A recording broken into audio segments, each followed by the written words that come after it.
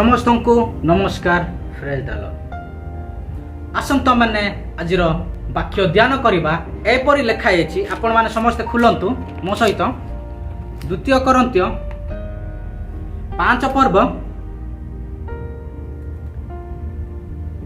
17, 18, 19 पद देखा एपरी लिखाई एणु जदि कहीं कृष्णटार अच्छी से नूतन सृष्टि अच्छी पुरातन विषय सब लोप पाई अच्छी देख नूतन विषय सब अच्छी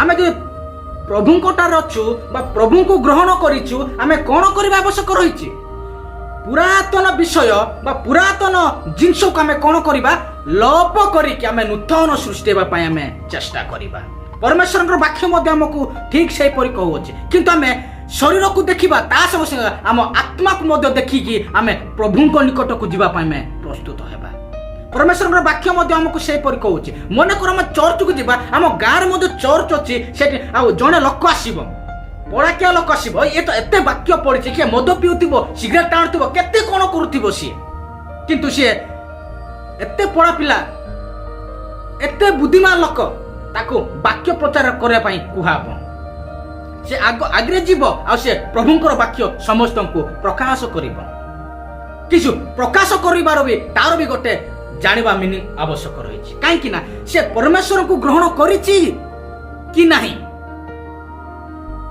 अरे परमेश्वर को ग्रहण करिछि तारे से वाक्य प्रचार करू कहीं से सिगरेट टाणिकी गंजे पीकी मद पीकी से जो चर्च आग को जाई से पड़ा लोक पिला बोली आग को जाई से वाक्य प्रचार करिवो से नूतन सृष्टि केमिति हैला ठीक नहीं से नूतन सृष्टि केमती हम सी से निजर पुरातन जिनस को लोप करके से नूतन सृष्टि समस्त आगे से कौन करने आवश्यक रही प्रकाश करने आवश्यक रही कौन खराब कार्य प्रकाश कर कि केबे मते ना नूतन जिनस प्रकाश करने आवश्यक रही परमेश्वर वाक्य आमको ठीक से कहूँ अरे ख्रीष्टान लोक मैंने भी हिंदू हो जाउछंती आ हिंदू लोक माने ख्रीष्टान हो जाउछंती अरे खाली धर्म ग्रहण करी गले हे जीवो ना ख्रीष्टान अरे धर्म को से माने जाय कि चर्च को गले हे जीवो ना से ख्रीष्टान बोली से चर्च को जाउची यीशु को ग्रहण करची धर्म को मध्य ग्रहण करची ठीक सेमती पुराना जिनस को सब लोप करकी आ नूतन सृष्टि बा नूतन जीवन से सृष्टि करबा पई से आरंभ करिवो काली मु ख्रीष्टान धर्म को गली मु चर्च गली कहले किछि हबो नाही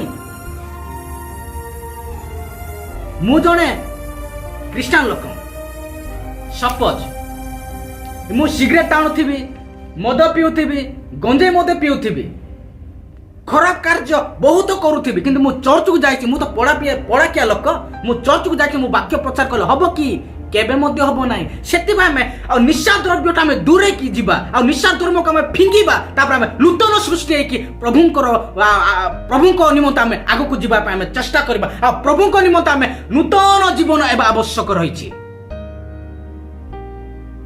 आम जो नूतन जिनस पाइबा पे इच्छा करूछु बा प्रभुको निकट को जीवा पे आम इच्छा करूछु ताहाले आम कौन करबा आवश्यक रही पुरातन जिनस को लोप करवा तापर नूतन सृष्टि आ नूतन जीवन होइके स्वर्ग राज्य प्रभु निकट को जीवा आम प्रस्तुत होगा परमेश्वर वाक्य आमको ठीक से कहूँ किंतु प्रत्येक लोक मान अच्छी खाली धर्म को ग्रहण करुछंती चर्च को जाउछंती किंतु तांको भितरे किछि नथिबो परमेश्वर किछि नथिबे तांको हृदय रे किंतु से मु कहूथिबो मु जने क्रिश्चियन मु आज चर्च को जाइथिली अरे ख्रीष्टान लोक भी चर्च को जीवो हिंदू लोक भी चर्च को जीवो समस्त जीवे किंतु प्रभु को ग्रहण करिबा आ प्रभु को ग्रहण करिके नूतन जिनस हेबा पय हम चेष्टा करिबा हम जीवन को नूतन करिबा पय हम चेष्टा करिबा हम जदि पुरातन जिनस को हम जदि हृदय रखिबा आ पुरातन जिनस जब हृदय रखि जदि से अनुसार हम कार्य करिबा ताले परमेश्वर आसीबे कि हम कोर नूतन जीवन पाइलु आम जो खराब कार्य मंद कार्य जो आम हृदय भर्ती कर रखा आ भर्ती करके से अनुसार आम कार्य करवा आ नूतन जिनस कौट रहा से परमेश्वर वाक्य कौन कहे पुरातन जिनस खराब कार्य खराब दृष्टि आ मंद कार्य तुम्हें लोप कर तुम्हें प्रभु को निकट को आस बोली परमेश्वर वाक्य मत कहे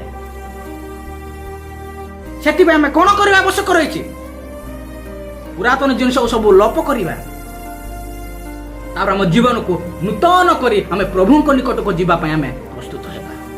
ପରମେଶ୍ୱର ଡାକୁଅଛନ୍ତି ଆମକୁ। ସମୟ ଆସିବ, ସେ ସମୟରେ ପରମେଶ୍ୱରଙ୍କୁ ଡାକିଲେ ମଧ୍ୟ ପରମେଶ୍ୱର କେବେ ମଧ୍ୟ ଆସିବେ ନାହିଁ। ସମୟ ଅଛି ଆମ ପାପକୁ ପ୍ରଭୁଙ୍କଠାରେ ସମର୍ପଣ କରିବା, ପ୍ରଭୁଙ୍କଠାରେ ସମର୍ପଣ କରି ଆମେ ପ୍ରଭୁଙ୍କ ନିକଟକୁ ଯିବା ପାଇଁ ଆମେ ପ୍ରସ୍ତୁତ ହେବା। ପରମେଶ୍ୱରଙ୍କ ବାକ୍ୟ ମଧ୍ୟ ଆମକୁ ଠିକ୍ ସେହିପରି କହୁଅଛି। ପରମେଶ୍ୱର ଯଦି ନାହାନ୍ତି ଆଉ ପରମେଶ୍ୱର ଯଦି ଆମ ପାଇଁ ମରିନଥାନ୍ତେ ତାହେଲେ ଏ ବାଇବଲ ଆଉ କିଛି ଏ ଜଗତରେ ମଧ୍ୟ ଏଇଟା ଲିପିବଦ୍ଧ ହେଇକି ରହିନଥାନ୍ତା। ପରମେଶ୍ୱର ଅଛନ୍ତି, ସେଥିପାଇଁ ବାଇବଲରେ ମଧ୍ୟ ପରମେଶ୍ୱରଙ୍କର ବିଷୟରେ ବାଇବଲରେ ଲିଖିତ କରାହେଇଅଛି। ଆମେ ସେ ବିଷୟ ନେଇକି ଆଉ ସେ ବାକ୍ୟକୁ ନେଇ ଆମେ କ'ଣ କରିବା ରହିଛି? ନୂତନ ହେବା ଆବଶ୍ୟକ ରହିଛି। ଆମ ଜୀବନକୁ ଆତ୍ମାକୁ ପ୍ରଭୁଙ୍କଠାରେ ସମର୍ପଣ ହେବା ଆବଶ୍ୟକ ରହିଛି। ତାହେଲେ ପରମେଶ୍ୱର ଆମକୁ ଆଶୀର୍ବାଦ କରିବେ। ଆମେ ପ୍ରଭୁଙ୍କର ସନ୍ତାନ ହେଇଛୁ। ପ୍ରଭୁଙ୍କର ସନ୍ତାନ କି ବଢିଆ ରହିବା ଆବଶ୍ୟକ ରହିଛି ତାହା ମଧ୍ୟ ଆମେ ଜାଣିବା ଆବଶ୍ୟକ। ଆମେ ଯଦି ତାହା ଜାଣିବାନି, ଆମେ ପ୍ରଭୁଙ୍କୁ କାଲି ଆମେ ଗ୍ରହଣ କରିଛୁ ଆଉ ପ୍ରଭୁ ଆମ ହୃଦୟରେ ଅଛନ୍ତି, ଆମେ ଖ୍ରୀଷ୍ଟିଆନ ଲୋକ କହିଲେ କିଛି ହବ ନାହିଁ, କିଛି ହବ ନାହିଁ। ଆମେ ପୁରାତନ ଜିନିଷକୁ ଫିଙ୍ଗିବାର ଅଛି, ପୁରାତନ ଜିନିଷକୁ ଆମେ ଲୋପ କରିବାର ଅଛି, ଗୋଇଠା ମାରିବାର ଅଛି। ତାପରେ ଆମେ ନୂତନ ଜୀବନ, ଆମେ ନୂତନ ସୃଷ୍ଟି କରି ଆମେ ଆଗକୁ ଯିବା ପାଇଁ ଆମେ ପ୍ରସ୍ତୁତ ହେବା ଆଉ ପ୍ରଭୁଙ୍କ ନିକଟକୁ ଯିବା ପାଇଁ ଆମେ ଆଉ ଆଗକୁ ଯିବା। ତାହେଲେ ପରମେଶ୍ୱର ଆମ ହୃଦୟରେ ଆସିବେ, ନହେଲେ କେବେ ମଧ୍ୟ ଆସିବେ ନାହିଁ। ଆଉ ଚର୍ଚ୍ଚକୁ ଯିବା କେମିତି ଯାଉଛୁ? ଆମେ ହିନ୍ଦୁ ଲୋକମାନେ ବି ଯିବେ, ମଦୁଆ ମାନେ ବି ଯିବେ, ସମସ୍ତେ ଯିବେ, କିନ୍ତୁ ନୂତନ ହେଇକି ଯିବାଟା ଆମ ପାଇଁ ପରମେଶ୍ୱରଙ୍କ ନିକଟକୁ ସେଟା ଉତ୍ତମ ଜିନିଷ। ଆମ ହୃଦୟରେ ଆଉ ବର୍ତ୍ତି କରିକି ଧରିଥିବା ଆଗରେ ଯାଇକି ଛିଡାଇବା ଚର୍ଚ୍ଚ ଭିତରେ। ମୁଁ ଜଣେ ପପକାର, ମୁଁ ଜଣେ ପାଦର, ମୁଁ ଜଣେ ଶିକ୍ଷିତ ପିଲା, ମୁଁ ଏତେ ପାଠ ପଢିଛି। ସେ ପାଠ ମାଠ କିଛି ଲାଭ ଦେବ ନାହିଁ ପରମେଶ୍ୱରଙ୍କ ନିକଟକୁ। ପରମେଶ୍ୱରଙ୍କ ସାମ୍ନାରେ ସେ ନା ଡ୍ରାମା ପ୍ରାମା ସେ ବିଏପିଏସ୍ ରେ କିଛି ଛଡ଼ିବ ନାହିଁ। ତମେ ଯଦି ମୋ ନିକଟକୁ ଆସିବା ପାଇଁ ଇଚ୍ଛା କରୁଛ ବା ମୋ ନିକଟକୁ ଆସିବା ତୁମେ ଇଚ୍ଛା ପ୍ରକାଶ କରୁଛ, ତାହେଲେ ତମେ କ'ଣ କରିବ? ନୂତନ ହେବାକୁ ପଡିବ, ଆମ ଜୀବନକୁ ନୂତନ କରିବାକୁ ପଡିବ। ତାହେଲେ ପରମେଶ୍ୱରଙ୍କ ନିକଟକୁ ଯାଇ ହେବ, କେବେ ମଧ୍ୟ ଯାଇ ହେବ ନାହିଁ କି ଯାଇପାରିବାନି ମଧ୍ୟ। ସେଥିପାଇଁ ଖରାପ କାର୍ଯ୍ୟକୁ ବା ଖରାପ ଦୃଷ୍ଟିକୁ ଆମେ ସବୁ ଆମେ ଫିଙ୍ଗିବା, ଲୋପ କରିବା, ତାର ଜୀବନକୁ ନୂତନ କରିବା, ନୂତନ କରିକି ଆମେ ପ୍ରଭୁଙ୍କ ନିକଟକୁ ଯିବା ପାଇଁ ଆମେ ପ୍ରସ୍ତୁତ ହେବା। ପରମେଶ୍ୱରକୁ ଆମ ପାଇଁ ଅପେକ୍ଷାରେ ଅଛନ୍ତି, କିନ୍ତୁ ଆମ ଆତ୍ମା ଆମ ପ୍ରାଣକୁ ଆମେ ସଫା କରିବା ଆଉ ସଫା କରିକି ପ୍ରଭୁଙ୍କ ନିକଟକୁ ଆମେ ଯିବା ପାଇଁ ଆମେ ଚେଷ୍ଟା କରିବା। ଆମେ ଯଦି ଯିବା ନାହିଁ ତାହେଲେ କିଛି ପରମେଶ୍ୱରଙ୍କର ସମୟ ଆସିବ ଆଉ ପରମେଶ୍ୱରଙ୍କୁ ଡାକିଲେ ମଧ୍ୟ ସେ ସମୟ ପରମେଶ୍ୱର ଶୁଣିବେ ନାହିଁ। ଜଣେ ଲୋକ ହିନ୍ଦୁ ଲୋକ ହେଇଥିବ, ସେ ଖ୍ରୀଷ୍ଟିଆନ ଧର୍ମକୁ ଗ୍ରହଣ କରିବ ବା ଚର୍ଚ୍ଚ ବା ପରମେଶ୍ୱରଙ୍କୁ ଗ୍ରହଣ କରିବ। ସେ ପରମେଶ୍ୱରଙ୍କୁ ଗ୍ରହଣ କରୁଛନ୍ତି ଜଗତରେ ଆଉ ତାକୁ ଆଉ ଜଗତର ଲୋକ ବା ଜଗତରେ ପ୍ରତ୍ୟେକ ଲୋକମାନେ ସେମାନଙ୍କୁ ଲୋକମାନଙ୍କ ସହିତ ତୁଳନା କରିବା ଉଚିତ ନୁହଁ। ପରମେଶ୍ୱରଙ୍କ ଲୋକମାନେ ବା ପରମେଶ୍ୱରଙ୍କ ସନ୍ତାନ ବୋଲି ସେମାନଙ୍କୁ ଆଉ ତୁଳନା କରାହବ। ପରମେଶ୍ୱରଙ୍କର ବାକ୍ୟ ମଧ୍ୟ ଆମକୁ ଠିକ୍ ସେହିପରି କହୁଅଛି।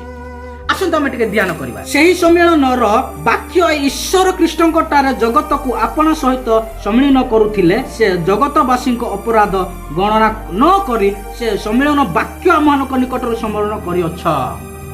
ପରମେଶ୍ୱରଙ୍କର ବାକ୍ୟ କ'ଣ କୁହେ?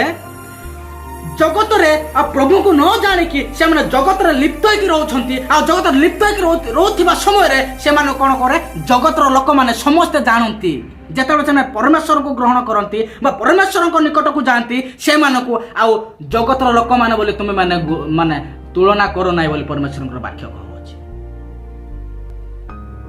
ଆମେ ପରମେଶ୍ୱରଙ୍କୁ ଗ୍ରହଣ କରିଛୁ ଆଉ ପରମେଶ୍ୱରଙ୍କ ନିକଟକୁ ଯାଉଛୁ, ତାହେଲେ ଜଗତର ଲୋକମାନେ ବୋଲି ସେମାନଙ୍କୁ ତୁଳନା କର ନାହିଁ ବୋଲି ବାଇବଲ ପରମେଶ୍ୱରଙ୍କର ବାକ୍ୟ କୁହେ ଆମକୁ। ସେଥିପାଇଁ ଆମେ ସତର୍କ ହେବା, ଆତ୍ମା ପ୍ରାଣକୁ ଆମେ ସତର୍କ କରିବା ଆଉ ପ୍ରଭୁଙ୍କ ନିକଟକୁ ଆମେ ପ୍ରାର୍ଥନା କରିବା। ପରମେଶ୍ୱର ନିହାତି ଶୁଣିବେ। ଆମେ ଖାଲି ଖ୍ରୀଷ୍ଟିଆନ ହେଲେ ବୋଲି ହେବ ନାହିଁ, ଆଉ ଧର୍ମକୁ ଗ୍ରହଣ କଲେ ହବ ନାହିଁ। ଆଜିକାଲି ଧର୍ମ କେହି ଗ୍ରହଣ କରୁନାହାନ୍ତି, ସମସ୍ତେ ଗ୍ରହଣ କରୁଛନ୍ତି, କିନ୍ତୁ ହୃଦୟରେ ପରମେଶ୍ୱର ଥିବା ଆବଶ୍ୟକ ରହିଛି। ଆରେ ହୃଦୟରେ ଯଦି ପରମେଶ୍ୱର ନାହାନ୍ତି ଆଉ ଧର୍ମକୁ ଗ୍ରହଣ କରି ବା ଚର୍ଚ୍ଚ ମୁଁ ଯୀଶୁଙ୍କୁ ମୁଁ ପାଇଛି କହିଲେ କ'ଣ ଲାଭ ଅଛି? ଆରେ ମଦ ପିଉଥିବ, ସିଗାରେଟ୍ ଟାଣୁଥିବ, ଖରାପ କାମ କରୁଥିବ, ଖରାପ କାର୍ଯ୍ୟ କରୁଥିବ, ଆମ ପାଖରେ ଯୀଶୁ ଅଛନ୍ତି କହିଲେ ହବ କି?